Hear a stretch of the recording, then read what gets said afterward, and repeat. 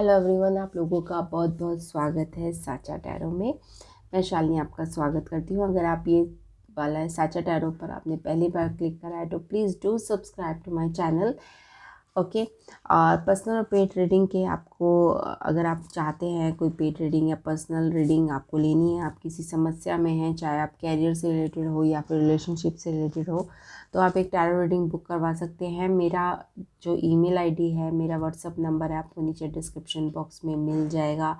और प्लीज़ इस तरह के जो फ्रॉड आजकल चल रहे हैं ऑनलाइन यूट्यूब पे, उनसे बच के रहिएगा। जो डिस्क्रिप्शन बॉक्स में फ़ोन नंबर है 9267951316, सिर्फ वही मेरा नंबर है, उसी में मैं ऑपरेट करती हूँ। This is my office phone number. Okay.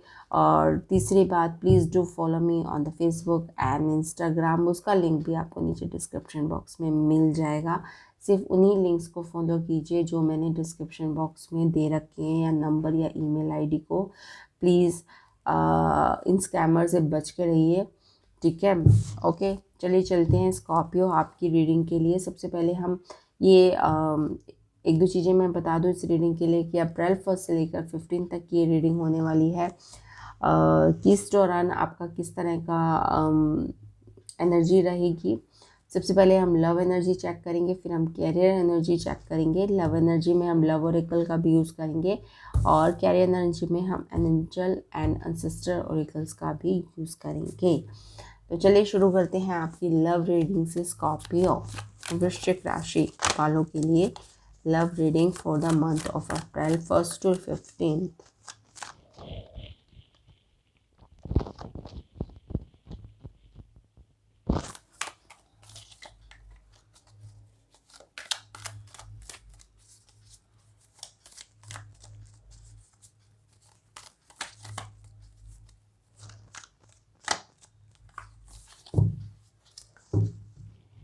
चलिए देख लेते हैं आपके क्या है। पहला कार्ड क्या है?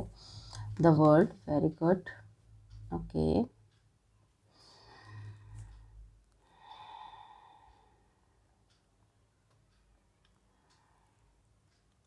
आपका जो रिलेशनशिप है वो लॉन्ग डिस्टेंस हो सकता है, सबसे पहली बात। बट लॉन्ग डिस्टेंस होने के बावजूद भी एक फुलफिलमेंट है आपके, मतलब एक मन में होता है ना, एक फुलफिलमेंट है कि हाँ, मतलब तृप्ति है आपकी। शायद आप 6 महीने में एक बार मिलते होंगे, शायद साल भर में एक बार मिलते होंगे, बट फिर भी एक तृप्ति है आपके अंदर कि हाँ, this is my love of life and that's it. ठीक है ना। किसी तरह का कोई तड़प नहीं है इस रिलेशनशिप में, और काफ़ी स्मूथ आपका रिलेशनशिप जा रहा है। और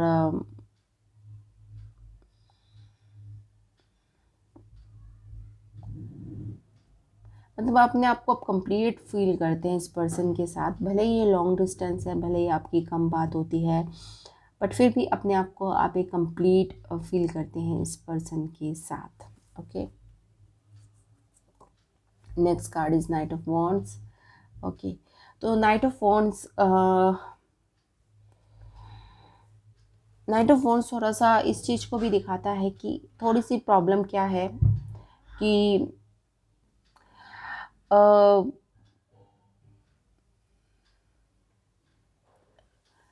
नाइट ऑफ वॉन्ड्स की थोड़ी सी प्रॉब्लम ये रहती है कि वो पैशनेट ज़्यादा होते हैं, और थोड़ा सा कई बार अपने पैशन को कंट्रोल नहीं कर पाते हैं। कई बार शायद आप मूडीनेस का भी शिकार हो जाते होंगे इस रिलेशनशिप के अंदर।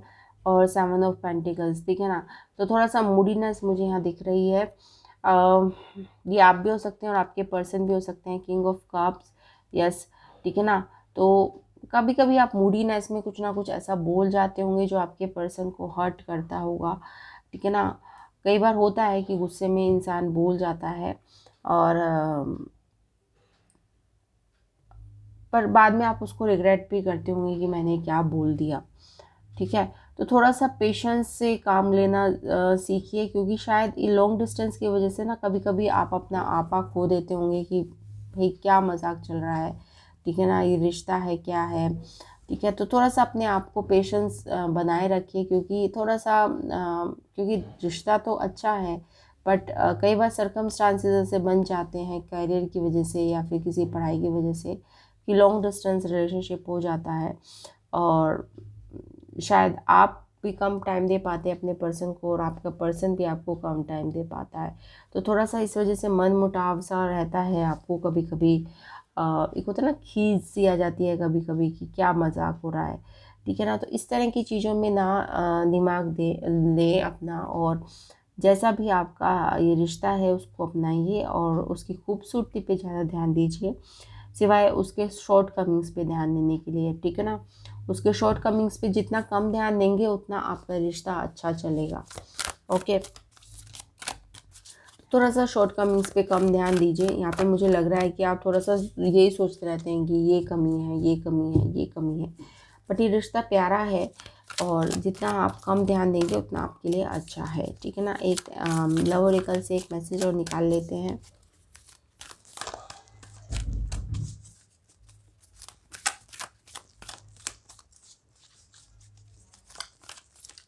यहाँ पे ना हॉट एंड कोल्ड वाला रिलेशनशिप मुझे दिख रहा है कि एकदम से हॉट होगा, एकदम से कोल्ड वाला, ठीक है ना। एकदम से आप बहुत ऐसा होता होगा कि 10 दिन आप लगातार बात कर रहे हैं एक दूसरे से, और फिर ऐसा होता होगा कि शायद 10-10 महीने या फिर कई दिनों तक आपकी बात नहीं होती है, ठीक है ना। तो एक इस तरह का रिलेशनशिप है, तो उसमें थोड़ा सा आपको कंफ्यूज हो जाते हैं कि मतलब क्या है, कॉन्स्टेंटली क्यों नहीं चलता है, तो उसमें थोड़ी सी दिक्कत है, but it's worth it. Okay,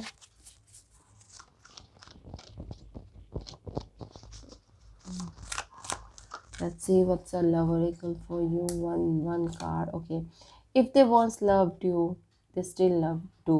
That's what I'm saying. उनके प्यार पर थोड़ा सा एतबार रखना सीखिए, ठीक है ना। अपने ऊपर भी ट्रस्ट रखना सीखिए कि आपने इस इंसान से प्यार किया तो ऑब्वियसली कुछ देख के किया होगा, ठीक है।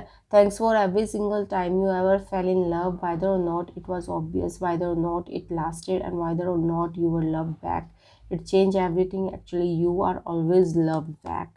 If they once loved you, they still do. This is the direct message. मुझे कुछ ज़्यादा बोलने की ज़रूरत नहीं है इसमें, कि आपके अंदर कभी कभी मन में आता होगा कि पता नहीं है मुझसे प्यार करता है नहीं करता, या फिर ये करती है नहीं करती, but if they once loved you they still do. Okay, this is the final message for you. I hope आपको ये रीडिंग पसंद आई होगी। तो चलिए चलते हैं आपकी कैरियर रीडिंग की तरफ। स्कॉर्पियो, लेट्स सी कि कैरियर से रिलेटेड रीडिंग क्या जाती है।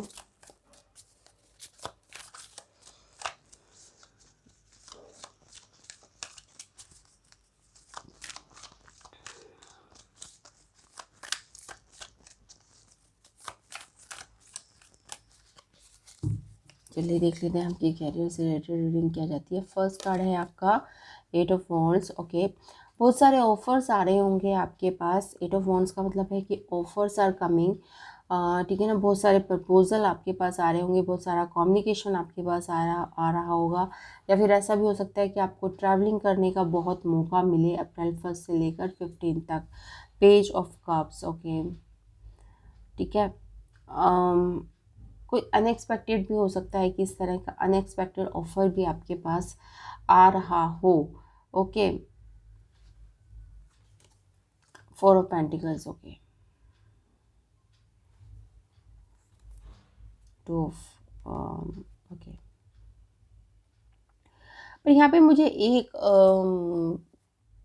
एक थोड़ा सा ड्रॉबैक ये लग रहा है कि जो शायद आपके पास ऑफ़र आ रहे होंगे, आप कहीं ना कहीं टैम्प्टेड हैं उन ऑफ़र को लेने के लिए, क्योंकि कहीं ना कहीं कुछ उसमें पैशन है या कुछ ऐसा काम है जो आप करना चाहते हैं। बट यहाँ पे सैलरी का थोड़ा सा इशू मुझे लग सकता है कि जो भी नए ऑफ़र आ रहे हैं, अभी नया काम आ रहा है, उसमें आपको शायद सैलरी अपने एक्सपेक्टेड जितना आप एक्सपेक्ट कर रहे होंगे उससे कम मिल रही होगी, या फिर आपको कम ऑफ़र दिया जा रहा होगा, ठीक है। तो इस वजह से आप थोड़ा सा हिचक रहे हैं उस काम को लेने में या करने में। Okay,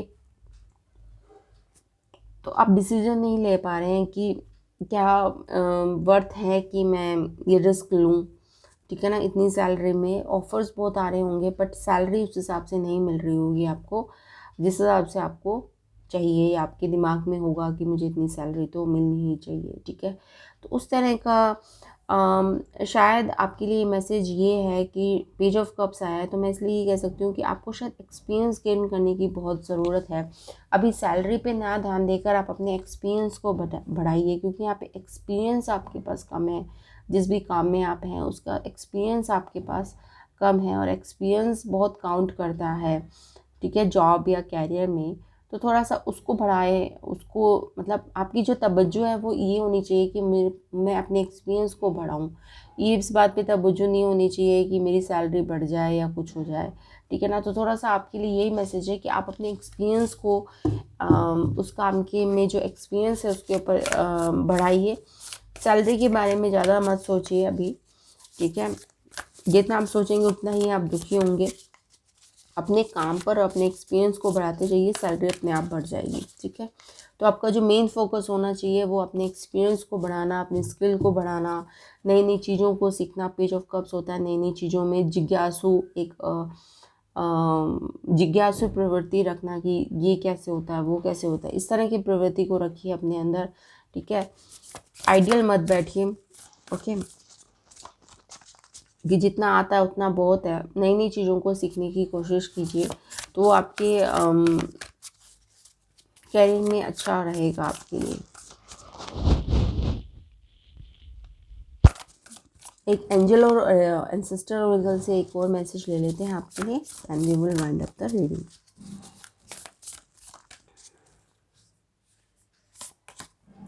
peace keeper, let go of the need to be right, okay. और पीछे बैक ऑफ द डेक आया है shaman, trust in the higher forces, okay. Peace keeper, let go of the need to be right. तो कहीं ना कहीं जो मैंने आपसे पहले बात कही इसको फिर दोबारा ये रीइंफोर्स कर रहा है कि जो हाथ में है ना उस पे ही काम कीजिए, ठीक है ना। ज़्यादा मतलब जिस काम पर आप काम कर रहे हैं ना उसको फोकस कीजिए। ऐसा मत सोचिए कि मैं तो ये काम कर रहा हूँ, मुझे क्या मिल रहा है, सैलरी क्या मिल रही है। Let go of the need to be right, मतलब पीसफुली अपने काम पर एंजॉय कीजिए, हैप्पीली अपने काम को कीजिए, वो ज़्यादा इम्पॉर्टेंट है फ़िलहाल के टाइम पे आपके लिए, ठीक है। तो ये तो थी रीडिंग स्कॉर्पियो आपके लिए। आई होप आपको रीडिंग पसंद आई होगी। Thanks for watching, bye bye.